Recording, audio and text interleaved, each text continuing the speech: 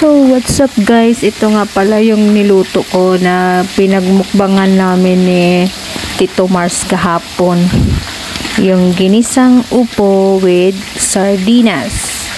So, yan. Di ko na nakuhanan ng video yung unang ginawa ko. So shortcut na lang tayo. Nagisa ako ng bawang, sibuyas, tapos lagay ko yung upo, lagay ko ng asin at saka paminta.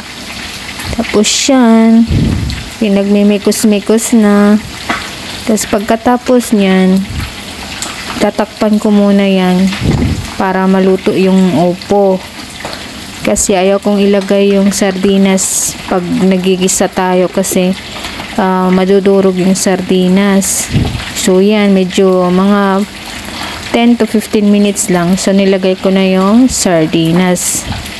Yan. Yung sardinas na yan guys, ano siya, tomato with chili sauce.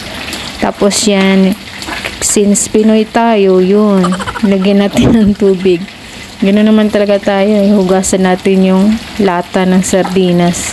Tapos yun na yung pinakasabaw niya. Yan, saka hindi naman siya, hindi siya masyadong maraming sabaw kasi nagtutubig din yung upo.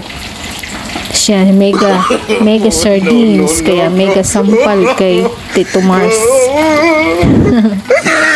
Mega shout out kay Tito Mars sa hindi kumakain ng mga sardinas dyan. Mga feeling kayo. So yan. So kain. Kumain na nga pala kami ni Tito Mars. So yun lang guys. Thank you for watching. Ginisang upo with sardinas. Yummy!